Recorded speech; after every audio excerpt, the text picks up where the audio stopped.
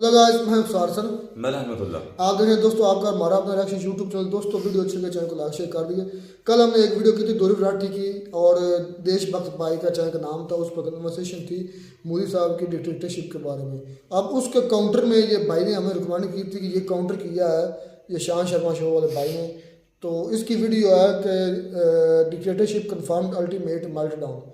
तो देखते हैं ये किस तरह काउंटर करता है, क्योंकि अभी तक ध्रुव राठी को भाई मैंने अभी जो ओरिजिनल वीडियो वो अभी तक भी मैंने नहीं देखी, क्यों वो थोड़ी सी लेंथी थी, उस पर इतना टाइम भी मैनेज नहीं हो पाया।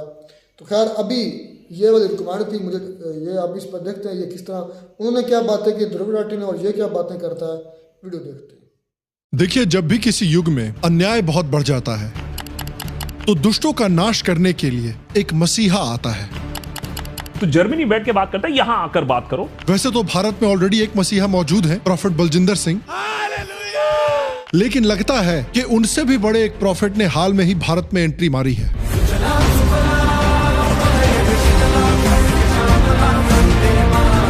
ये है प्रॉफेट दुग्गल मसीहा सल्लाहु मुर्ग मसलम 1008, जो भारत की डेमोक्रेसी को बचाने के लिए इंसान का अवतार लेकर भारत पधारे हैं। नमस्कार दोस्तों। आपको याद होगा कि ये मसीहा साहब ने कुछ सालों पहले 15 मिनट में ही इजराइल पैलेस्टाइन कॉन्फ्लिक्ट को पूरी तरह से सॉल्व कर दिया था। अगर उस समय मसीहा साहब की बात इजराइल और पैलेस्टाइन ने सुन ली होती तो आज की हालत होती नहीं उन दोनों देशों में। और उसी तरह इस हफ्ते 20 मिनट में ही मसीहा साहब ने इंडिया की डेमोक्रेसी को बचाने की कोशिश की है। वोटर को क्या फिर देखना चाहिए?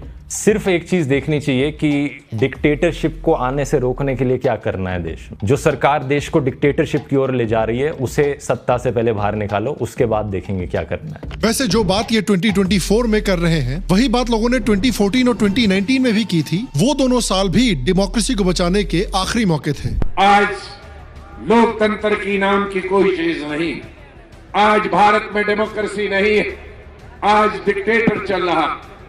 आज किसी भी अपोजिशन के नेता को सरकार की निंदा करने का कोई हक नहीं। दोस्तों, इनकी जोड़ी इस देश को बर्बाद कर देगी।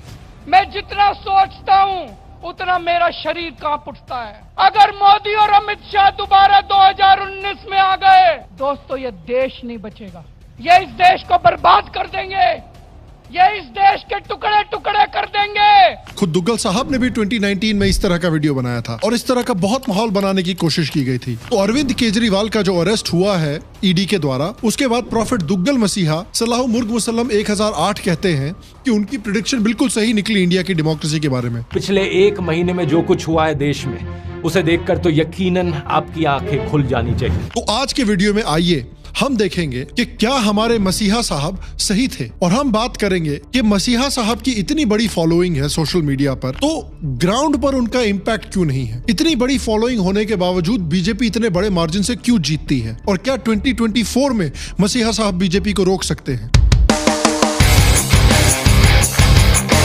हेलो और शाम शर्मा शो के इस एपिसोड में आपका बहुत बहुत स्वागत है। मैं हूं सेकुलरिज्म का सीईओ शाम शर्मा और आप सबको एक सेक्युलर प्रणाम। देखिए, मैं दुग्गल साहब और उनकी डेमोक्रेसी के क्लेम्स पर पहले भी एक वीडियो बना चुका हूं। अगर आपने नहीं देखा है तो आप यहाँ या यहाँ पर क्लिक करके देख सकते हैं। मैं इस पर दोबारा एक वीडियो बनाना नहीं चाहता था, लेकिन फिर मैंने ये वीडियो देखा और ये वीडियो हमें दुग्गल मसीहा साहब के बारे में बहुत सारी चीजें बताता है। देखिए, बात ये है कि ये और इनके जो मेंटोर हैं रवीश कुमार, ये सही मायने में अपने आप को भारत का मसीहा मानने लगे हैं। देखिए, ये बात तो जाहिर है कि इनकी सोशल मीडिया पर बहुत बड़ी फॉलोइंग है। प्रॉफेट दुग्गल मसीहा सल्लाहु मुर्ग मसल्लम 1008, इनका चैनल बहुत ही बड़ा है, इन्हें बहुत लोग देखते हैं हर एक वीडियो पर। लेकिन लगता है कि अनफॉर्चुनेटली इससे ह्यूमिलिटी और रिस्पॉन्सिबिलिटी डेवलप करने के बजाय इनमें एक प्रॉब्लम डेवलप हो गई है, जिस प्रॉब्लम को मेन कैरेक्टर सिंड्रोम कहा जाता है। ये एक टर्म है जो डिस्क्राइब करता है एक ऐसे आदमी के माइंडसेट को जो इस लेवल के नार्सिसिज्म पर आ गया है कि वो हर एक जगह पर अपने आप को उस कहानी का मेन कैरेक्टर समझता है। उस रेस का सिकंदर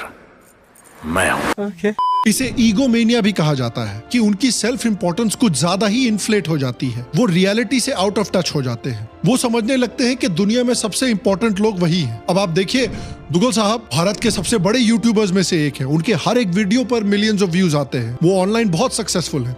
उसी तरह से रवीश कुमार एक समय पर एनडीटीवी के सबसे बड़े एंकर थे। लाखों लोग उनके शोज को हर रात देखते थे। आज भी उनके यूट्यूब वीडियोस को लाखों लोग देखते हैं। लेकिन इस बात पर इन्होंने अपने आप को कन्विंस कर लिया है कि ऑनलाइन व्यूज का मतलब हुआ रियल वर्ल्ड इंपैक्ट। अगर हम कितने 1 करोड़ लोग हैं सब्सक्राइबर्स आपके मेरे मिलाकर होंगे, उससे भी ज़्यादा है वैसे, लेकिन अगर हर एक इंसान अपने आसपास के 100 लोगों को बताए सच कि क्या चल रहा है, डिक्टेटरशिप की हालत क्या है, अपने आसपास 100 लोगों को कन्विंस करने की कोशिश करे कि देखो देश यहाँ इस हालत में गिर जाएगा अगर हमने कुछ नहीं किया तो जाकर वोट करो। जो सरकार देश को डिक्टेटरशिप की ओर ले जा रही है उसे सत्ता से पहले बाहर निकालो, उसके बाद देखेंगे क्या करना है। अब इनकी जो inflated sense of self importance है वो बीजेपी ने बार बार बड़े मार्जिन से इलेक्शन जीतकर उसको तो पूरी तरह से डिस्ट्रॉय कर दिया है। इन्होंने आर्टिकल 370 के एब्रोगेशन को अपोज किया था। हुआ क्या? धारा 370 को समाप्त करने का वो बिल को माननीय सर्वोच्च अदालत ने संवैधानिक घोषित किया है। इन्होंने राम मंदिर को अपोज किया था। हुआ क्या? ये क्षण अलौकिक है, ये पल पवित्रतम है। इन्होंने कहा था कुछ भी हो जाए 2019 में बीजेपी को जीतने नहीं देंगे। हुआ क्या? टायर फटा नहीं, कोई पिटा। कौन पिटा? प्रॉफेट दुग्गल मसीहा सल्लाहु मुर्ग वसल्लम 1008 ने केरला पर यह कहा था। कौन सी स्टेट नंबर 1 पे आती है? आप जवाब इसका गेस कर ही सकते होंगे। इसका जवाब है केरला। आज केरला ऑलमोस्ट बैंकरप्ट हो रखा है। इन्होंने स्टैच्यू ऑफ यूनिटी पर यह कहा था 1 मिलियन विजिटर्स हर साल स्टैच्यू ऑफ यूनिटी में भी आ गए तो मुझे बड़ा आश्चर्य होगा यहाँ पर देखकर। मेरे ओपिनियन में स्टैच्यू ऑफ यूनिटी एक पॉपुलर टूरिस्ट अट्रैक्शन नहीं बनेगा हमारे देश का। और आज ये हालत है कि स्टैच्यू ऑफ यूनिटी इंडिया का सबसे सक्सेसफुल लैंडमार्क्स में से एक है। तो इतने बड़े बड़े पब्लिक फेलियर्स होने के बाद इनके पास 2 ऑप्शंस थे। पहला ऑप्शन कि या तो ये इंट्रोस्पेक्ट करें कि क्या हमसे कुछ गलतियां हो रही हैं, या फिर इनके पास एक दूसरा ऑप्शन है कि हम पूरी तरह से डिल्यूजन में आ जाएं और अपनी ऑडियंस को गैसलाइट करने लगे। इन्होंने चुना ऑप्शन नंबर 2। तो ये गैसलाइटिंग होती क्या है, इसका एक सिंपल डेफिनेशन ये रहा। गैसलाइटिंग किसी भी व्यक्ति के साथ किया जाने वाला एक मनोवैज्ञानिक धोखा होता है, जिसमें एक व्यक्ति को दूसरे व्यक्ति की बातें सुनकर ये लगने लगता है कि वो अब तक जो भी सोच रहा था वो सब गलत था और अब जो उसे बताया जा रहा है वही सही है। और मास गैसलाइटिंग का मतलब है कि पूरा की पूरा समाज, पूरी की पूरी पीढ़ियां अपने आप को हीन समझने लगी।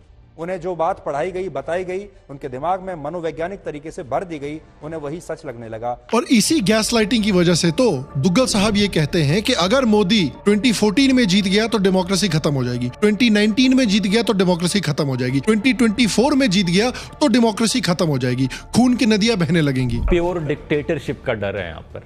अगर चीजें आज नहीं बदली गई तो जैसी आज रशिया की हालत है, कोई आवाज नहीं उठा सकता पुतिन के खिलाफ। ये वही डिक्टेटर टैक्टिक्स बार बार हमें यूज होती हुई दिख रही हैं।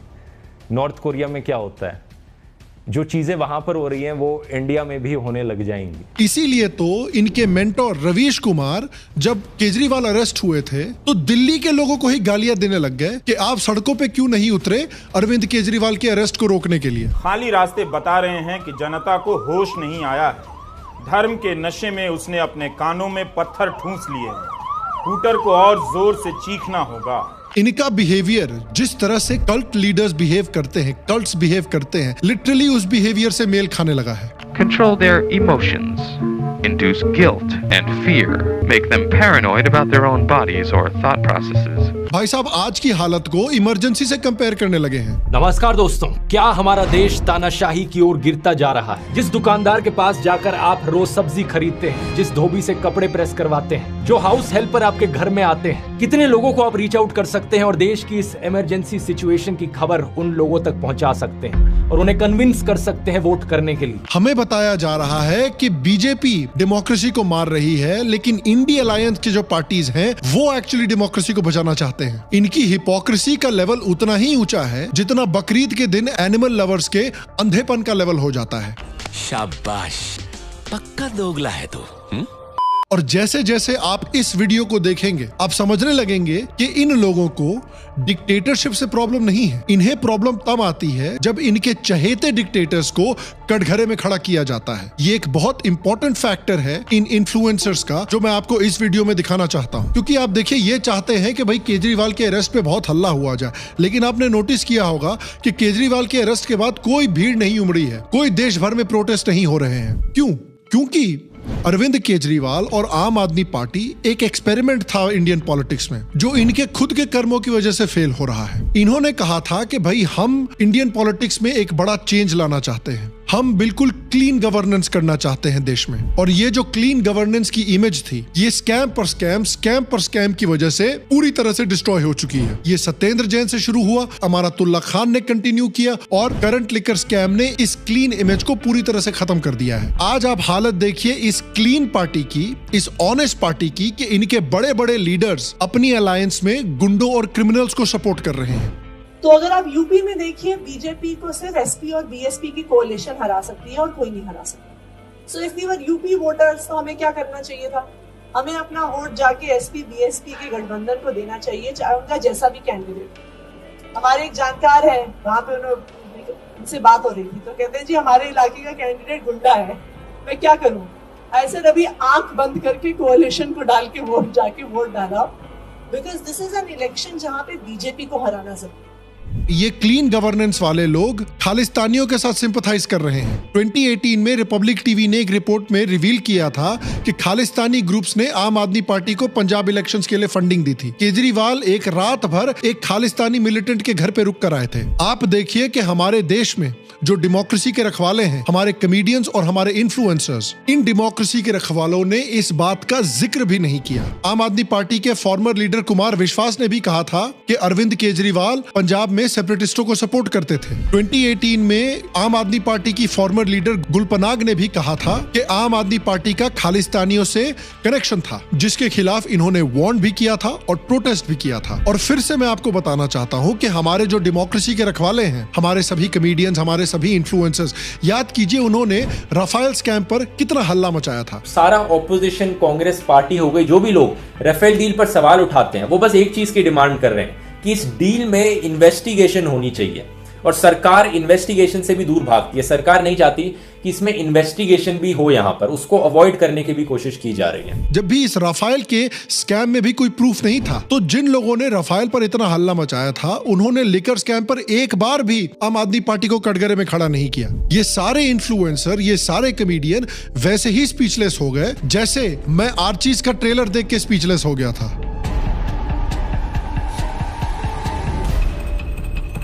ये आपको क्या बताता है? ये आपको बताता है कि करप्शन से इनको प्रॉब्लम नहीं है, क्योंकि जब इनके चहेते पॉलिटिशियंस करप्शन करते हैं तो इनको कोई इशू नहीं होता है। और देखिए आज लोग कह रहे हैं कि इन्वेस्टिगेटिव एजेंसीज का, ईडी का मिसयूज किया जा रहा है, गलत इस्तेमाल किया जा रहा है। इसमें आयरॉनिक बात यह है कि आम आदमी पार्टी खुद चाहती थी कि इन्वेस्टिगेटिव एजेंसीज को करप्शन के केसेस में एक्स्ट्रा पावर्स दी जाएं, बहुत स्ट्रॉन्ग पावर्स दी जाएं। ये खुद एक बहुत ही स्ट्रॉन्ग लोकपाल लाना चाहते थे। ये खुद करप्शन के एलिगेशंस पर कड़े से कड़ा एक्शन लेना चाहते थे।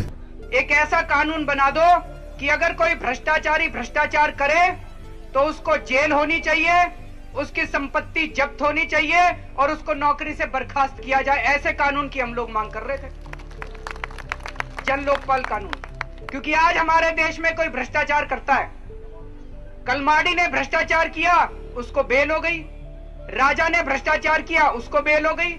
कनिमोई ने भ्रष्टाचार किया, उसको बेल हो गई। इस देश में जेल किसी को नहीं होती, सबको बेल हो जाती है। तो आइए देखते हैं कि हमारे प्रॉफिट दुग्गल मसीहा सल्लाहु मुर्ग मुसल्लम 1008 की जो लेटेस्ट वीडियो है, इसमें इन्होंने क्या मेन रीजंस दिए हैं कि क्यों 2024 डेमोक्रेसी को बचाने का आखिरी साल है और क्यों इंडिया की डेमोक्रेसी कोलैप्स हो चुकी है पूरी तरह से। सरकार के इन कारनामों की वजह से दुनिया भर में भारत की रेपुटेशन नीचे गिर रही है। पहला बड़ा रीजन है कि देखिए केजरीवाल और उनके दोस्तों को अरेस्ट कर लिया गया है। ये ऑपोजिशन के ऊपर एक अटैक है। देखिए इस वीडियो में इतना तो क्लियर हो जाता है कि प्रॉफिट दुग्गल साहब डेमोक्रेसी को बचाने नहीं आए हैं, बल्कि अपने आइडल केजरीवाल को बचाने भारत आए हैं। ये सब झूठ है, ये झूठे आरोप लगाते हैं क्योंकि इनके पास कुछ बोलने को नहीं होता। लेकिन पार्टी की पॉलिटिशियन आतिशी कहती है कि 2 साल से ईडी और सीबीआई इस केस को इन्वेस्टिगेट किए जा रहे हैं, 500 से ज्यादा रेड कर चुके हैं, 1000 से ज्यादा विटनेसेस ला चुके हैं, लेकिन अभी तक एक भी सबूत इन्हें नहीं मिला। मैंने ऑलरेडी एक वीडियो में एक्सप्लेन किया है कि किन रीजंस की वजह से अरविंद केजरीवाल को और उनके साथियों को अरेस्ट किया गया है। कैसे विजय नायर और के कविता जैसे लोग हैं जिन्होंने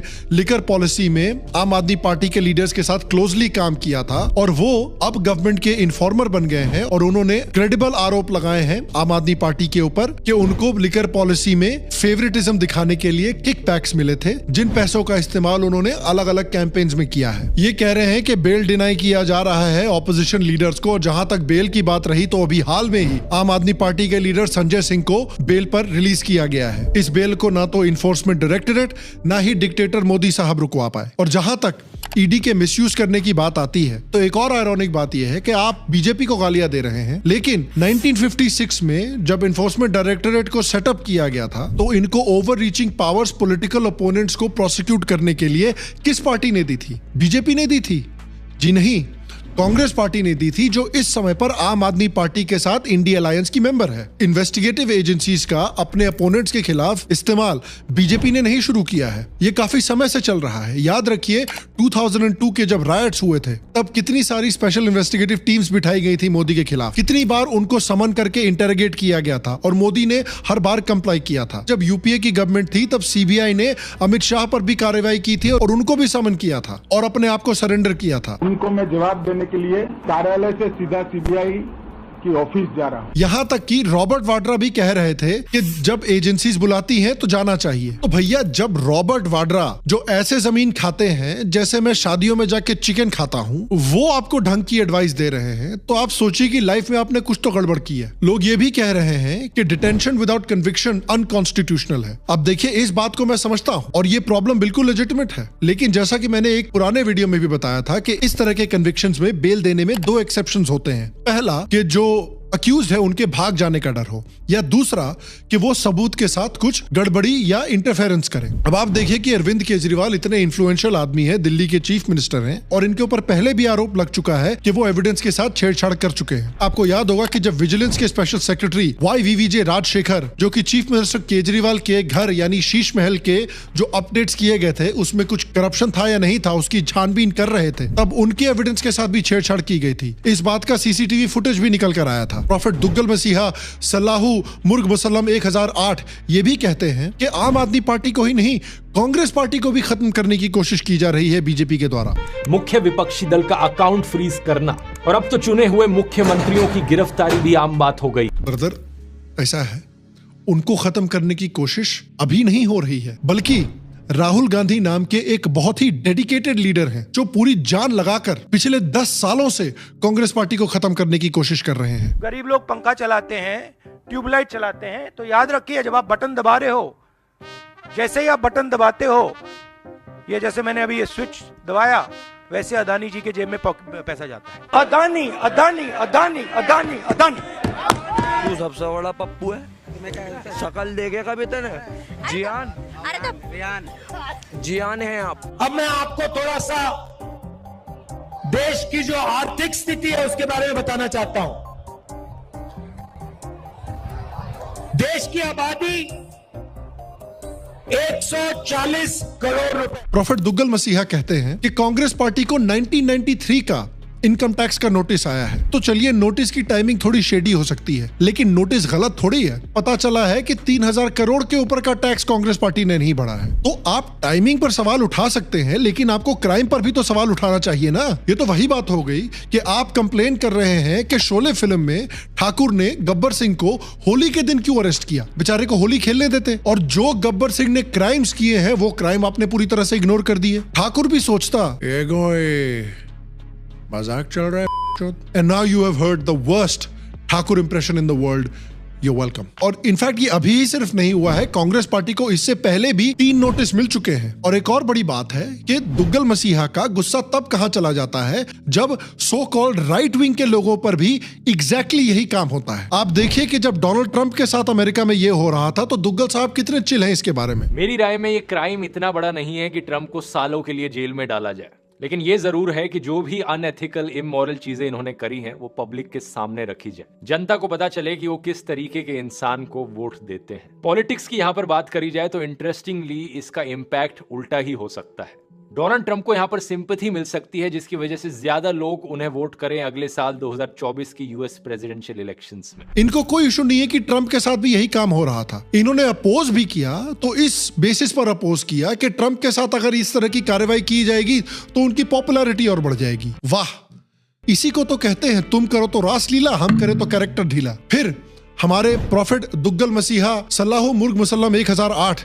कहते हैं कि बीजेपी डेमोक्रेसी को मार रही है क्योंकि मीडिया को दबाया जा रहा है, यूट्यूबर्स को टारगेट किया जा रहा है। ब्रॉडकास्टिंग सर्विसेज रेगुलेशन बिल 2023 के अंदर नए आईटी रूल्स लाने की कोशिश करी जा रही है। इसके अनुसार ब्रॉडकास्टिंग की एक बहुत ब्रॉड डेफिनेशन बनाई गई है। जिन जिन लोगों का यूट्यूब चैनल है, फेसबुक अकाउंट है, इंस्टाग्राम हैंडल है या व्हाट्सएप चैनल भी है, वो सब ब्रॉडकास्टर्स की कैटेगरी में आएंगे। हर ब्रॉडकास्टर को सरकार के सामने जाकर रजिस्टर करना पड़ेगा और सरकार की एक सेंट्रल इवैल्यूएशन कमेटी होगी जिसको बहुत ज्यादा पावर्स दी गई हैं। ब्रॉडकास्टर सिर्फ वही वीडियोस या मैसेजेस भेज सकते हैं लोगों को जो इस कमेटी के द्वारा अप्रूव किए गए हों, except for specific programs exempted by the government. इस कानून के तहत सरकार के पास यह भी पावर होगी कि बिना प्रायर नोटिस के वो यूट्यूबर्स की इक्विपमेंट को जाकर सीज कर ले। तो एक बात तो पक्की है कि सोशल मीडिया पर भी लोगों की आवाज बंद करने की पूरी तरीके से कोशिश करी जा रही है, लोगों को साइलेंस किया जा रहा है। वैसे देखिए, बात तो सही है। आप देखिए कि बीजेपी की गवर्नमेंट पंजाब पुलिस का इस्तेमाल करके किस तरह से जम्मू में जाकर निखिल सिंह डोगरा नाम के एक यूट्यूबर को गिरफ्तार कर रही है जिसने आरोप लगाया था कि आम आदमी पार्टी का एक एमएलए प्रोस्टिट्यूशन रैकेट चला रहा है। मैं आपको रात का सीन दिखा रहा हूँ कि यहाँ पे क्या होता है। ये आप समझ लो कि पंजाब में बैंकॉक बनाया हुआ है। 2000 विद रूम और विदाउट रूम? With room.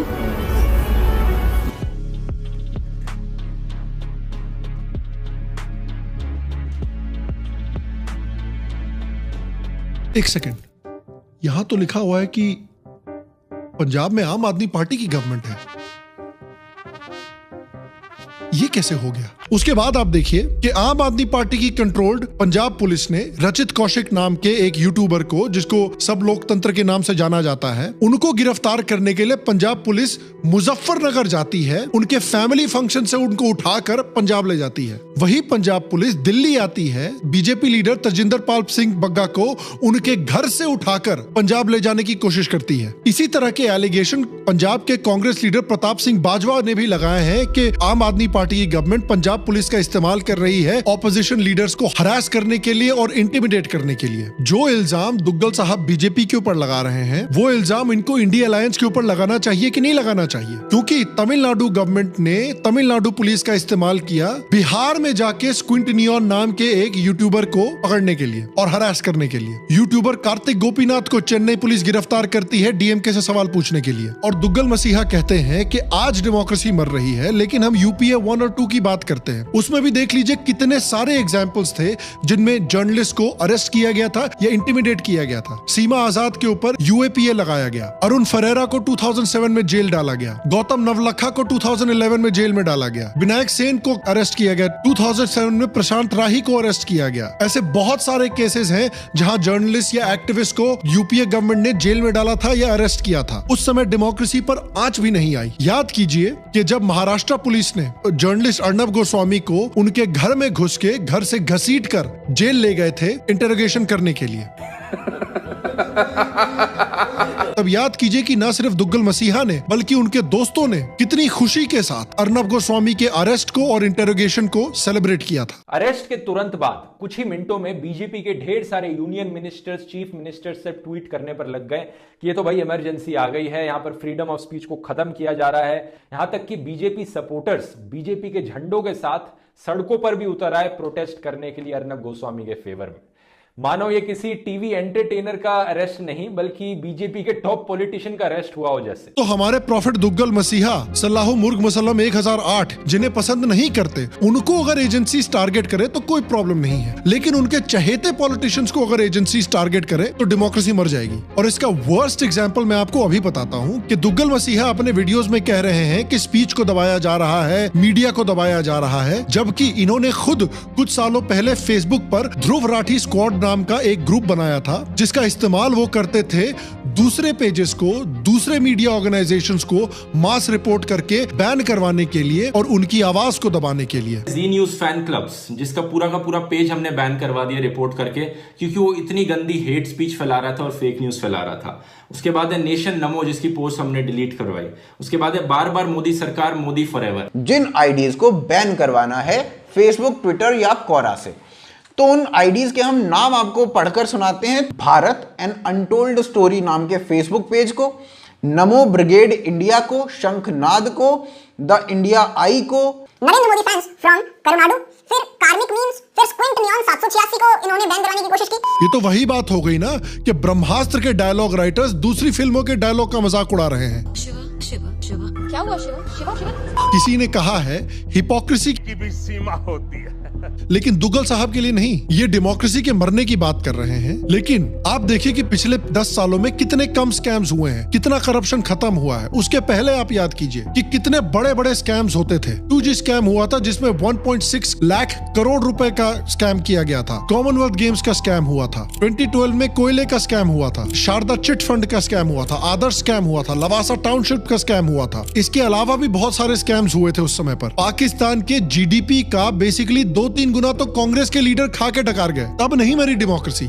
आज मर रही है। साला डेमोक्रेसी है या सास भी कभी बहू थी के मिहिर है ये। अभी केजरीवाल के केस में मर गए, लेकिन अर्नब के केस में वापस जिंदा हो जाते हैं। बेसिकली जो दोगला खेल दुग्गल साहब खेल रहे हैं, ये इन्होंने खुद ही एक्सपोज कर दिया है। ये एक बहुत बड़ी लॉजिकल फैलेसी है जिसे फॉल्स डिलेमा कहा जाता है। चीजों को जबरदस्ती ब्लैक एंड व्हाइट बना देना कि या तो देश एक डेमोक्रेसी है या फिर एक डिक्टेटरशिप है, बीच में कुछ हो ही नहीं सकता। इसके बाद दुग्गल साहब इलेक्टोरल बॉन्ड्स की बात करते हैं, क्योंकि इनके अकॉर्डिंग ये एक बहुत बड़ा स्कैम है। अरविंद केजरीवाल के इस अरेस्ट के पीछे एक इलेक्टोरल बॉन्ड घोटाले का भी कनेक्शन। इलेक्टोरल बॉन्ड्स इतिहास के सबसे बड़े घोटाले की खबरों को टीवी चैनलों से और अखबारों से गायब कर दिया गया। अगर इस स्कैम के डेटा को देखें तो ये कह रहे हैं कि बीजेपी की इनकम इलेक्टोरल बॉन्ड से आई है। तृणमूल कांग्रेस को देख लेते हैं। 2021-2022 में इनकी टोटल इनकम में से 96% रेवेन्यू इलेक्टोरल बॉन्ड से आया था। 2020 में इनको 42 करोड़ मिले थे। वही इलेक्टोरल बॉन्ड से इनको 2021 में 528 करोड़ मिले थे। जिन कंपनीज पर आरोप लगाया जा रहा है कि ये बीजेपी को फंडिंग दे रहे हैं, वही कंपनीज ने तृणमूल कांग्रेस को भी फंडिंग दी है, डीएमके को भी फंडिंग दी है, कांग्रेस को भी फंडिंग दी है। अगर हम टॉप डोनर्स ऑफ बीजेपी को देखें, तृणमूल कांग्रेस को देखें, आम आदमी पार्टी को देखें,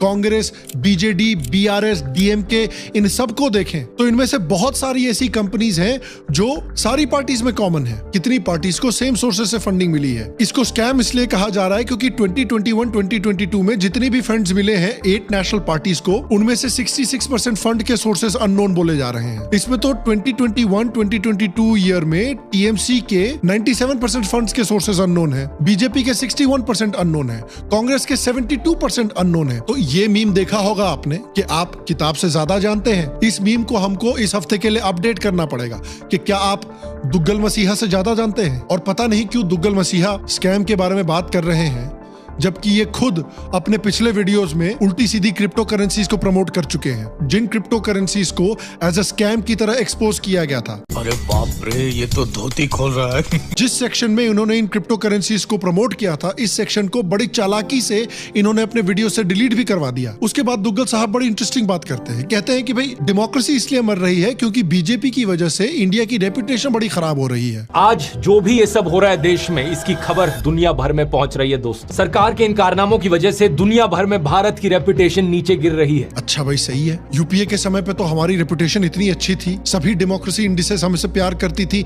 सभी फॉरेन गवर्नमेंट्स हमसे प्यार करती थी, हमारे गुणगान गाया करती थी। लेकिन मैंने आपको पहले भी दिखाया है कि उस समय भी कितने जर्नलिस्ट पे अटैक हुए हैं, कितने जर्नलिस्ट को जेल में डाला गया है, कितने स्कैम्स हुए हैं, पब्लिक का कितना पैसा लूटा है इन पॉलिटिशियंस ने। गरीबों का पैसा भले ही लूटा जा रहा था, लेकिन हमारी डेमोक्रेसी कितनी बेहतर थी। हमारी डेमोक्रेसी कितनी बेहतर थी जब आए दिन इंडिया में आतंकवादी अटैक्स हो रहे थे, आए दिन ऐसे टेररिस्ट अटैक्स हो रहे थे जिसमें सैकड़ों लोगों की जानें जा रही थी। लेकिन अकॉर्डिंग टू रेटिंग एजेंसीज उस समय इंडिया की डेमोक्रेसी और इंडिया की हालत बहुत बेहतर थी। तुम्हें शर्म है कुछ? भैया रेटिंग एजेंसीज जो है ना, ये बेसिकली मुन्ना भाई MBBS के वो चाइनीज टूरिस्ट हैं। No, I want real India, poor people, hungry people. इसी महीने डेमोक्रेसी रिपोर्ट 2024 रिलीज हुई स्वीडन के वी डेम इंस्टीट्यूट के द्वारा, और इसने इंडिया को पता है कौन सी कैटेगरी में डाला है? इलेक्टोरल ऑटोक्रेसी की कैटेगरी में डाला है। फुल डिक्टेटरशिप से 2 कदम दूर। इसका मतलब है कि देश में मल्टी पार्टी इलेक्शंस तो हो रही हैं, लेकिन एक फेयर लेवल प्लेइंग फील्ड नहीं मिल पा रही है। लोगों की आजादी खत्म करी जा रही है। और अगर इन रेटिंग इंडिसेस को भी देखें तो इनके अकॉर्डिंग इंडिया की डेमोक्रेसी चाइना, रशिया, यूक्रेन, घाना, इराक, सूडान और नाइजीरिया से भी बुरी है। इन एजेंसीज के मुताबिक अफगानिस्तान, पाकिस्तान और इंडिया की स्थिति लगभग एशिया में सेम है। क्या बात है? इन एजेंसीज के मुताबिक कुछ देशों के इलेक्टेड ऑफिशियल्स हैं जिनको 10 आउट ऑफ 10 दिए गए हैं, जिसमें बेलारूस, चाइना, क्यूबा, लिबिया और सीरिया जैसे देश शामिल हैं। ये तो हालत है भैया इन एजेंसीज की। फिर दुग्गल साहब कहते हैं कि इंडिया की डेमोक्रेसी इसलिए मर रही है क्योंकि लद्दाख में लोग प्रोटेस्ट कर रहे हैं और लद्दाख पर गवर्नमेंट ध्यान नहीं दे रही है। अब देखिए, लद्दाख एक सेंसिटिव जियोपॉलिटिकल एरिया है जो एक बॉर्डर एरिया भी है, और सोनम वांगचुक नाम के एक एक्टिविस्ट हैं जो काफी समय से प्रोटेस्ट कर रहे हैं और वो लद्दाख के लिए 6 शेड्यूल अप्लाई करने की मांग कर रहे हैं। और देखिए, गवर्नमेंट ने अगर इसका प्रॉमिस किया है तो ये डिलीवर करना भी चाहिए। लेकिन अगर लद्दाख की हम बात कर रहे हैं तो हमें ये भी एक्सेप्ट करना पड़ेगा कि बीजेपी ने लद्दाख के लिए अपने मैनिफेस्टो में जो प्रोमिसेस की थी उसमें से काफी सारी प्रोमिसेस पर डिलीवर भी किया है। For example, airport terminals promise किए थे जो कि डिलीवर किया है। नुब्रा डेवलपमेंट अथॉरिटी की ऑफिस को सेटअप प्रॉमिस किया था जो कि सेटअप किया है। गवर्नमेंट मेडिकल और इंजीनियरिंग कॉलेजेस लद्दाख के लिए अलग से प्रॉमिस किए थे, वो डिलीवर हो रहा है। डिफेंस कनेक्टिविटी के साथ साथ जंस्कर वैली में भी इकोनॉमिक डेवलपमेंट को पुश किया है। जोजिला टनल, तांगलांगला और शिनकुला टनल्स पे भी काफी जोरों शोरों से काम चल रहा है। तो ऐसा नहीं है कि कोई भी प्रोमिसेस फुलफिल नहीं किए गए हैं और लद्दाख को पूरी तरह से इग्नोर किया गया है। और मैं मानता हूं कि आने वाले समय में अगर 6 शेड्यूल प्रॉमिस किया गया है तो वो भी डिलीवर किया जाएगा। लेकिन ये बात भी लेजिटिमेट है कि ये जो प्रॉमिस किया है इसका एक टाइमलाइन बताना चाहिए गवर्नमेंट को, और कब डिलीवर होगा ये भी बिल्कुल क्लैरिफाई करना चाहिए। क्योंकि आप कंप्लेन कर सकते हैं कि भाई लद्दाख वाले इश्यूज को आप देखिए, फार्मर्स जो हैं और अलग अलग एनजीओज हाईजैक करने की कोशिश कर रहे हैं, लेकिन आप ब्लेम सिर्फ एंटी इंडिया फोर्सेस पर नहीं डाल सकते। अगर आप अपने प्रोमिसेस को टाइम पर फुलफिल करते या फिर कम से कम सोनम वांगचुक और दूसरे प्रोटेस्टर्स को बोलते कि भाई ये टाइम फ्रेम है, इस टाइम फ्रेम में आपके प्रोमिसेस पूरे किए जाएंगे, तो दूसरों को हाईजैक करने का मौका नहीं मिलता। तो यहाँ पर भी जो आपकी ब्लेम है वो ब्लेम आपको लेना चाहिए, इसमें कोई गलत बात नहीं है। और लद्दाख के प्रोटेस्टर्स को भी ये याद रखना चाहिए कि बीजेपी को छोड़ के और कोई पार्टी इनके राइट्स में इंटरेस्टेड नहीं है। ये कितने सालों से चीख रहे थे कि आर्टिकल 370 को हटाओ, हमको ऑटोनॉमी दो, हमको कश्मीर वैली से अलग करो। क्या कांग्रेस, आम आदमी पार्टी, तृणमूल कांग्रेस, CPIM किसी ने भी सपोर्ट किया था इस बात को? उल्टा कांग्रेस के एक लीडर ने तो कहा था कि लद्दाख में तो घास का तिनका तक नहीं उगता, अगर चाइना ले भी जाए तो क्या बड़ी बात है। ये हालत है ऑपोजिशन की, इतनी चिंता है इनको लद्दाख की। आज ये लद्दाख के बारे में चिल्ला रहे हैं। 70 साल से जो लद्दाख वाले चिल्ला रहे थे आर्टिकल 370 को हटाने के लिए और उनको कश्मीर वैली से निजात दिलाने के लिए, उस पर किसी ने ध्यान नहीं दिया। आज बीजेपी की गवर्नमेंट है तब लद्दाख की चिंता हो रही है। और यही मुद्दे की वजह से मैं आपको समझाना चाहता हूं कि इन लोगों की ऑनलाइन इतनी बड़ी फॉलोइंग होने के बावजूद इनका ग्राउंड पर इंपैक्ट क्यों नहीं हो पा रहा है। देखिए, मेन बात यह है कि इनकी सारी बातें गलत नहीं है। इनकी यह बात सही है कि इन्वेस्टिगेटिव एजेंसीज का गलत इस्तेमाल किया जा रहा है। मनीष सिसोदिया और संजय सिंह जैसे लीडर्स को बिना कन्विक्शन के इतने समय तक जेल में क्यों रखा गया है, यह सवाल सही है, यह सवाल जायज है। यह पॉइंट भी बिल्कुल सही है कि जैसे ही करप्ट लीडर्स बीजेपी को ज्वाइन करते हैं उनके सभी केसेस ऑटोमेटिकली गायब हो जाते हैं। इनफैक्ट 2015 से 25 ऐसे नेता हैं जिन्होंने बीजेपी को ज्वाइन किया है और उनके ऊपर जो केसेस लगे थे वो फिर से गायब हो गए। ये पॉइंट भी सही है कि बीजेपी फ्रीडम ऑफ स्पीच की पूरी तरह से रिस्पेक्ट नहीं करती है। ये बात ऑब्जेक्टिवली करेक्ट है, जिसको हमने भी शो पर बहुत बार रेस किया है। और एक लेवल पे मैं खुश हूं कि प्रॉफेट दुग्गल मसीहा सल्लाहु मुर्ग मुसल्लम 1008 और रवीश बाबू जैसे लोग हैं जो इस गवर्नमेंट से सवाल उठाते हैं, क्योंकि हर गवर्नमेंट की अकाउंटेबिलिटी बनती है। लेकिन प्रॉब्लम वही इनके साथ बार बार होती है। और क्यों इनकी इतनी बड़ी फॉलोइंग होने के बाद भी इनका ग्राउंड पर कोई इंपैक्ट नहीं हो रहा है, कोई इनको सीरियसली नहीं लेता है, बल्कि जो ये चाहते हैं उसका उल्टा ही हो जाता है देश में। क्योंकि जैसा कि मैंने आपको होपफुली इस वीडियो में दिखाया है, इन लोगों ने बार बार ये डेमोन्स्ट्रेट किया है कि इन्हें डिक्टेटरशिप से प्रॉब्लम नहीं है। ये बार बार ऐसी पार्टीज को सपोर्ट सपोर्ट देते हैं या एटलीस्ट उनसे कोई सवाल नहीं करते जो भारत की सबसे करप्ट, सबसे कम्युनल और सबसे क्रिमिनल पार्टीज हैं। दुग्गल मसीहा के मेंटर रवीश कुमार ने इन्हीं करप्ट और इन्हीं क्रिमिनल पार्टीज के गोदी में बैठ के अपना करियर डेवलप किया है। क्या डेमोक्रेसी के रखवाले प्रॉफिट दुग्गल मसीहा सल्लाहु मुर्ग मसल्लम 1008 ने कभी भी रवीश कुमार को इस बात के लिए एक्सपोज किया है? सवाल पूछा है उनसे? ये सारी पार्टीज जो भी गलत काम करती हैं उन पर या तो ये पूरी तरह से चुप्पी साध लेते हैं या कभी कभी ओपनली सपोर्ट ही कर देते हैं, जैसे अर्नब गोस्वामी के अरेस्ट को इन्होंने सपोर्ट किया था। देखिए, जनता बेवकूफ नहीं है, वो ये सारी चीजें नोटिस करती है। आप सोशल मीडिया पे कितने भी पेट्रियट बनो, आप जनता को कितनी भी गालियां दो, लेकिन आम जनता इंडिया अलायंस के पार्टीज के अंदर बहुत भुगत चुकी है और आप उन पार्टीज को बेचारे विक्टिम्स की तरह दिखा रहे हो। आपको हिंदुत्व मूवमेंट में कुछ भी पॉजिटिव नहीं दिखता है, आपको बीजेपी में कुछ भी पॉजिटिव नहीं दिखता है। आप अपने आप को सिर्फ देश का मसीहा और सेवियर की तरह पोर्ट्रे करते हो और इस तरह की क्रिमिनल पार्टीज को सपोर्ट करते हो। मेन पॉइंट ये है कि आप दोगले हो। पब्लिक आपके दोगलेपन को अच्छी तरह से पहचान चुकी है। इसलिए भले ही सोशल मीडिया पर आपकी इतनी बड़ी पहुंच हो, इतनी बड़ी फॉलोइंग हो, लेकिन ग्राउंड पर कोई इंपैक्ट आपका नहीं हो पा रहा है। क्या 2024 में ग्राउंड पर इंपैक्ट होगा? भाई ये तो समय ही बताएगा ऑब्वियसली, लेकिन मैं ये सवाल आपसे पूछना चाहता हूं और यहाँ दो सवाल है। पहला सवाल कि आपको क्यों लगता है कि इस तरह के इन्फ्लुएंसर्स और जर्नलिस्ट की इतनी बड़ी ऑनलाइन फॉलोइंग होने के बावजूद इनका ग्राउंड पर कोई इंपैक्ट नहीं होता? जिन पार्टीज को ये अटैक करते हैं उन पार्टीज का सपोर्ट बढ़ने ही लगता है। और दूसरी बात, क्या आपको लगता है कि 2024 इलेक्शंस में ग्राउंड पर इनका कोई इफेक्ट होने वाला है? नीचे कमेंट सेक्शन में मुझे जरूर बताएं। बाकी क्या इंडिया एक डिक्टेटरशिप बन रहा है? इस पर अगर आप एक वीडियो देखना चाहते हैं इन डेप्थ, तो यहाँ और यहाँ पर क्लिक करके आप उन वीडियोस को देख सकते हैं। और मैं आपको ये भी रेकमेंड करूंगा कि आप सिर्फ ये वीडियो ना देखें, आप दुग्गल मसीहा जी का वीडियो भी पूरा जाकर देखें। उसका भी लिंक मैं नीचे डिस्क्रिप्शन में डाल देता हूं। सारे सोर्सेस को सुने, सारे सोर्सेस को ऑब्जॉर्व करें and then make up your own mind. बाकी मैं आपसे अगले एपिसोड में मिलूंगा, तब तक के लिए स्वस्थ रहें, सुखी रहें, फिर मिलेंगे। और आप सबको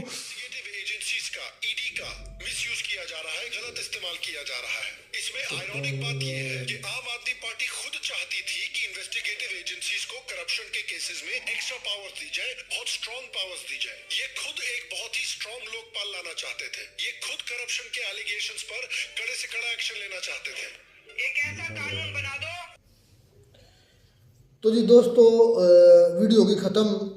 शानदार थे वीडियो, काफ़ी बातें, अब सारी बातें तो वन बाय वन तो हमें याद नहीं, लाइन बाय लाइन रही होंगी। लेकिन सबसे पहले मैं ये भाई शाम, इसका नाम मुझे नहीं पता क्या नाम है, शाम है या जो भी है, इस भाई ने जो लफ्ज़ यूज़ किया ना प्रॉफिट, वो गलत यूज़ किया है। आई थिंक मुझे लगता है कि ये ध्रुव राठी हो या कोई भी हो, या किसी भी आज के इंसान के लिए ये लफ्ज़ यूज़ नहीं, ये आई थिंक मुझे लगता है कि उस रुतबे का इसने मजाक उड़ाया है और ये बहुत गलत बात है। डायरेक्ट उस प्रॉफिटिज़म के जो पाक और साफ एक रुतबा है उसको इसने हिट किया है। मैं इस पर बहुत ज़्यादा, मुझे अंदर से इस बात का दुख भी लगा और इस भाई की नॉलेज की पोल तो इधर ही खुल जाती है। ठीक हो गया कि ये भाई कितना नॉलेज वाला है। अब कहीं मुझे क्रिटिसाइज करेंगे सारे, फिर इधर ले आओ प्रॉफिट नाउज बिला, जिसको ये बार बार प्रॉफिट बोल रहा था ना, ये प्रॉफिट के जूते के बराबर भी नहीं है। ध्रुव राठी की बात कर रहा हूँ, तो इसलिए भाई थोड़ा सा गुरेज किया करें। इस आपकी टर्मिनोलॉजी अगर हम किसी लोकल आदमी के लिए इस्तेमाल करें, मतलब कि जो आप अब टर्मिनोलॉजी इस्तेमाल कर रहे हैं हमारे लिए वो बहुत मोतबर रुतबा होता है, बड़ी मोतबर हस्ती होती है। इस तरह आपके मज़हब की कोई मोतबर रुतबे वाली हस्ती को आम गंदे से किसी इंसान से कंपैरिजन या उसको वो लक़ब देना शुरू कर दे, ऑब्वियसली आपको दुख लगेगा। अब मैं नाम नहीं लेना चाहता कि आपकी कौन कौन सी टर्मिनोलॉजी है, मुझे भी पता है, लेकिन आप थोड़ा सा इस चीज़ का एहसास करें कि आप अब ये लाखों लोगों ने वीडियोस देखी, आप बार बार प्रॉफिट प्रॉफिट प्रॉफिट बोल रहे हैं, तो मैं अगर इस तरह हिट करना शुरू कर दूं तो क्या आपको दुख नहीं लगेगा? यार देखें कि इस इसके नॉलेज की पोल खुल जाती, ध्रुव गलत बोला, ये गलत बोला, जो भी है एक इंटरनल मामला है। लेकिन यार आप किसी के मज़हब को किस तरह डायरेक्ट हिट करेंगे, किसी के रुतबे को। अब ये स्पेसिफिक टर्मिनोलॉजी है, क्रिश्चियनिटी की भी है, उसके बाद मुस्लिम की भी है। इसका मतलब आप स्पेसिफिक क्लास को हिट कर रहे हैं, एक गंदे से इंसान के साथ कंपेयर करा रहे हैं। यार देखें कि इस बात को छोड़ें, इसने तो ये बहुत ज़्यादा गलत किया और बार बार जो है ना लफ्ज़ इस्तेमाल करता रहा। और ध्रुव राठी की आपने कहा कि जूते के बराबर भी नहीं है, ध्रुव राठी ने कभी ऐसा नहीं किया और मैंने कभी भी उसके मुंह से नहीं यार, मतलब मेरी बात है जो उनका जो जिस रुतबे वाले प्रॉफिट की है, प्रॉफिट का उसने कंपैरिजन कर दिया ना, प्रॉफिट बहुत आई थिंक ये लो लेवल का है कि उसने कंपैरिजन किया और इसकी सोच की कासी यहाँ से ही हो जाती है। बिल्कुल ध्रुव राठी की बात तो बाद में आती है। पूरी वीडियो देखी है, ठीक है, आपके लिहाज से सही बोल रहा है, ना इसने कोई खास बोल पेश किए हैं, मगर उसको काउंटर करना चाहिए था। वो भाई था जो दूसरा जिसने उसे देशभक्त, उसने बड़े क्वेश्चन किए थे, बड़े अच्छे क्वेश्चन। एक इधर सबसे बड़ी बात, इसने तो सपोर्ट कर दिया करप्शन को, इलेक्टोरल बॉन्ड्स को। इस भाई ने इसने सपोर्ट ये कर दिया कि जब ध्रुव राठी ने बात की ना electoral bond scam Dhruv Rathee ने, तो इसने क्या किया, इसने ये उनके कांग्रेस के पोल खोलना शुरू कर दिए, फलाने साल में उसने इतना कमाया, फलाने साल में उसने इतना कमाया। मतलब कि ये नहीं कहा कि ये गलत हुआ है, ये ऐसा नहीं होना चाहिए, या मतलब कि ये फंड रेजिंग नहीं होनी चाहिए। तो इसके खिलाफ या इसको रद्द करने के लिए कि ये हुआ है कि नहीं, सच है या झूठ है, इसको झूठ साबित करने के लिए, इसका मतलब तो ये भाई ने साबित कर दिया, मोड़ लगा दी कि ये स्कैम हुआ है। इसका मतलब फिर इस बात में ध्रुव राठी सच्चा है। बिल्कुल। और मैंने यही बात क्लियर कर दी ना सिर्फ ये अल्फाज में कि इसने इतने ऑथेंटिक जो देखने के जो सबूत होते हैं ना, वो इसने नहीं दिए। इसको चाहिए था कि उसको मुकम्मल तौर पर काउंटर करता।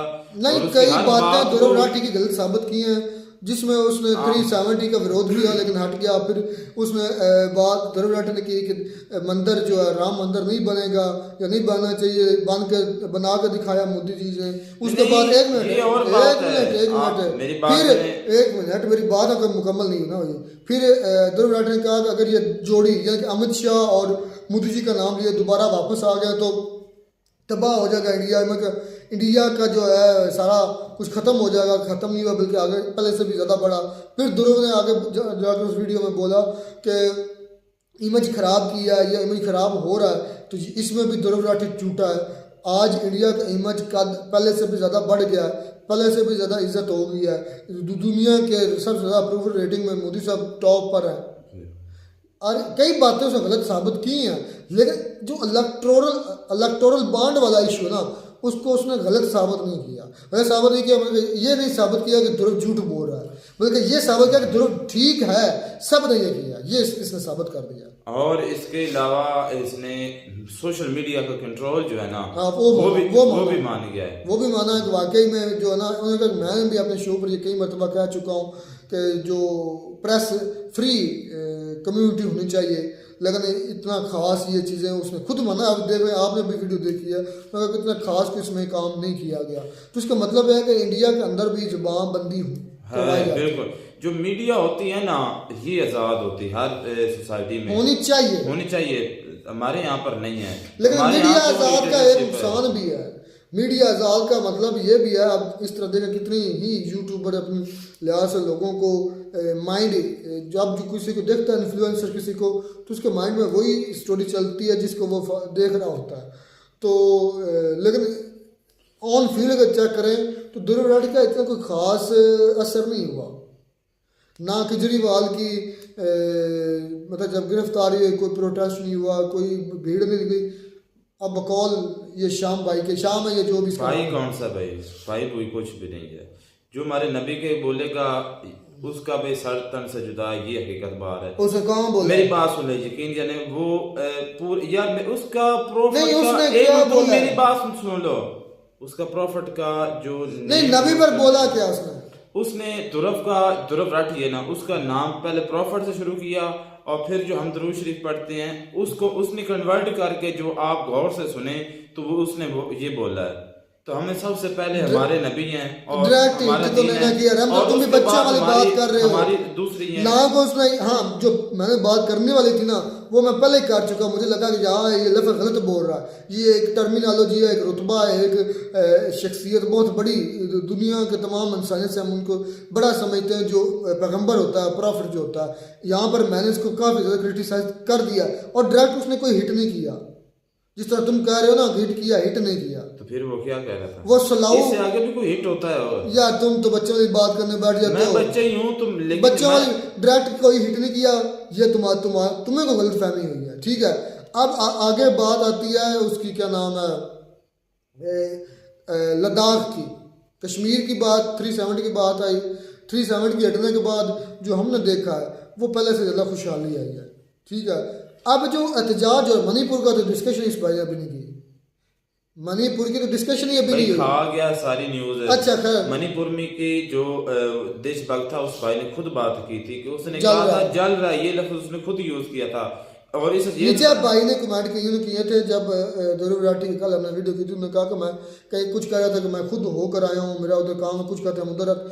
उन्होंने कहा कोई इस तरह का इशू नहीं, कुछ भी नहीं है, बिल्कुल। अब जो उधर रहते हैं उनको ज़्यादा पता होगा कि हमें पता होगा। तो भाई ये जरूरी तो नहीं को सच ही बोले, इशू हो सकते हैं। अब पाकिस्तान में देखें कि कितने इश्यूज हैं, अब देखने के वहाँ पर वो प्रोटेस्ट के बैठे हैं, वहाँ पर कर रहे हैं। हाँ, लद्दाख में आर्टिकल से बैठे हुए हैं, आर्टिकल 6 की मांग कर रहे हैं। और इसने बताया कि गवर्नमेंट ने प्रॉमिस किया कि हम आर्टिकल 6 लगाएंगे। तो अगर ये प्रॉमिस किया तो मुझे लगता है पीएम मोदी पूरा भी करेंगे, ये कंफर्म है। क्योंकि मैंने देखा उनकी पीछे से जितनी बायोग्राफी चेक की है, जो उन्होंने मतलब कहा मैक्सिमम उन्होंने पूरे किए हैं जहाँ तक वो पहुँच सकते थे। तो इंसान है, सारी ख्वाहिशात तो वो हम पंजाबी में कहते हैं कि एक ही मरतबा ने मुंह में डाली जा सकती है चीज़, एक आप मुंह से निकालें तो उसकी वक्त मुकम्मल हो जाए, ऐसा भी नहीं। इंसान है, आस्ता आस्ता उसकी फील्ड सेट करनी पड़ती है, उसके लिए जो है मतलब सोर्सेज निकालने पड़ते हैं। तो हर चीज़ आस्ता आस्ता होती है। तो ये जो तरक्की होती है ये भी आस्ता आस्ता जाती है, यकदम नहीं। कोई सोया सुबह उठा करोड़पति। अच्छा, उसको देखें कि काफी लोगों ने ध्रुव राठी को ये कहा था कि तुम जर्मनी में वहां पर हो और तुम्हारी हिम्मत है कि तुम इंडिया में आओ। तो भाई वो उसी दिन ही जो है ना दिल्ली गेट इंडिया गेट जो है वहां पर पहुंच गया। और उसने तुमने नहीं देखा, वो क्या शान शर्मा दिखा रहा था कि जब वो उसने उसी दिन, मैंने देखी तुम्हें फिर ना बताओ, वो उसी दिन आ गया या उसके आगे दूसरे दिन आया और उसने आते ही यहाँ पर वीडियो जर्मनी में है। ओ यार है वहां पर, जब उसको अभी तक नहीं इंडिया में आया। ओ यार एक दिन के लिए आया, मैंने नहीं देखा, तुमने नहीं देखा लेकिन आया है उसके। तुम्हें कंफर्म है? हाँ कंफर्म है। उससे दूसरे दिन आया, उसके यूट्यूब चैनल पर शॉर्ट वीडियो तुम चेक कर लो। उससे दूसरे दिन आया, उसने वीडियो आकर बनाई और दिखाई है लोगों को कि मैं आगे जो करना तुम कर लो। क्योंकि भाई वो देखिए वो सच के साथ है, उसको लगता है कि मैं सच के साथ, जो एक मिनट नहीं गलत होती है यार, इंसान है, इंसान से गलतियां होती, ये ऐसी बात नहीं है। उसका सिर्फ वो सच्चा जो इतना है ध्रुव है, जो मैं मानता हूँ, उसका इन्फ्लुएंस के लिए लोगों पर हो रहा। उसके बरक्स जो मोदी साहब है वो डबल से ट्रिपल सीटें निकाल रहे हैं। हम आर्मी को क्या समझते थे? तुम हकीकत जानने से पहले आर्मी को क्या समझते थे? दिल जो जान जो कुर्बान करने पे तुले हुए थे ना तुम भी, यानी कि कभी मौका मिला तो मैं जरूर जान कुर्बान करूंगा आर्मी पे, ऐसी सोच थी। आर्मी पे नहीं, अपने मुल्क पे। तो वो आर्मी के साथ ही आर्मी पर क्या ना आर्मी को तो छितर भी नहीं मारते, मुल्क की बात की है, मुल्क के लिए। मैं आर्मी के साथ कभी भी नहीं चाहूंगा उनके साथ मिलकर मैं मुल्क पर, मैं नहीं, पहले भी यही मेरी सोच थी, मैं अपने मुल्क के लिए लड़ूंगा। अगर कभी मौका, कैसे लड़ूंगा? अपने हाथों से, अपने हथियार से लड़ूंगा। कि आर्मी के जाकर भीख मांगो मुझे हथियार दो, मैंने आर्मी के बगैर तुम लड़ोगे? हाँ, ये तो तुम्हारी अब की बातें हैं। मेरी आपकी नहीं, पहले की भी यही थे। मैंने आर्मी के लिए नहीं लड़ना था, मैंने अपने देश के लिए लड़ना था। क्यों लड़ना है? तुमने क्या आर्मी से अमेरिका? नहीं, पहले भी ये सोच नहीं थी, आज भी नहीं ये सोच, आज भी ये सोच नहीं है, पहले भी नहीं थी, आज भी नहीं है, पहले भी नहीं थी। पहले भी ये थे, अगर कभी वक्त आया, मौका आया तो अपने देश के लिए, अपनी मट्टी के लिए, अपनी माँ के लिए जान देनी है। जमीन और मट्टी, मुल्क अपनी माँ होता है। आर्मी के लिए, आर्मी कौन होती है यार? आर्मी हमारी कंट्री के लिए जान देती है ना, तो मतलब नहीं देनी उसके लिए जान, ना उसके साथ। आर्मी के लिए क्या होगा खुदा? तुमने कहा आर्मी के लिए, तुमने लफ्ज यही बोला, तुम आर्मी के लिए बात नहीं समझे। आर्मी के लिए यानी कि आर्मी के साथ मिलकर बात खत्म करो। बात मुझसे नहीं है भाई, 2-4 चीजें एक्सेप्ट उसने खुद भी की हैं। पहली बात, प्रेस फ्री जो किया, मतलब ये सोशल मीडिया या मेन स्ट्रीम मीडिया की बात उसने भी की कि बंदिश है, इतना ज़्यादा ओपनली नहीं कोई कर सकता। उसके बाद उसने इलेक्टोरल बॉन्ड का इनडायरेक्टली एक्सेप्ट कर लिया, क्योंकि खुद उसने कोई सबूत नहीं दिया कि ये गलत बोला है, ध्रुव गलत बोला है, तो वो भी उसने एक्सेप्ट किया। उसके बाद ध्रुव इंडिया में क्यों नहीं रहता, उस बात के लिए तो ध्रुव ने भी एक दी थी एग्जाम्पल, आप कितने MNA MLA के बेटे या खुद वो बरूने मुल्क रह रहे हैं, उनकी रहायश ड्यूल नेशनैलिटी हैं, उनके बारे में क्यों नहीं कोई पूछता? मैं तो ना कोई MLA हूँ ना मैं कोई बेनिफिशियरी हूँ, मैं तो बेनिफिशियरी भी नहीं पॉलिटिक्स का, जो डायरेक्ट आवाम के राब्ते में है, पॉलिटिक्स के बेनिफिशियरी हैं। उनके बच्चे वो खुद लंदन में कहाँ घूम फिरे, उनसे कौन पूछेगा? मुझसे तो ये सवाल किया जाता है। और दुर्ग राठी को इतना इस कदर भी यानी कि क्रिटिसाइज किया जाता है, उसको कहते हैं कि उसकी बीवी मुस्लिम है, मुस्लिम है, तो फिर इसमें भाई नीचे आज कमेंट कह रहा था कि उसने कांग्रेस ज्वाइन कर लिया, ये भी गलत है। कोई उसने कांग्रेस ज्वाइन नहीं की, ये भी झूठ है सफेद। उसने बल्कि ये कहा कि मैं कभी भी किसी पार्टी को ज्वाइन नहीं करूंगा, और जो भी मेरे स्टेट के खिलाफ आएगी पार्टी, चाहे वो बीजेपी हो, कांग्रेस हो, कोई भी हो, मैं उसको क्रिटिसाइज जरूर करता रहूँगा। ये मैंने उसका ट्वीट भी पढ़ा था और उसकी ये बात भी सुनी थी। तो अच्छी बात है क्रिटिसिज्म में, अगर पॉजिटिव क्रिटिसिज्म है तो ये मुल्क के लिए अच्छी है। खैर अच्छी थी वीडियो, मिलते नई वीडियो में नाटक साथ, तब तक दीजिए इजाज़त, अल्लाह हाफिज़।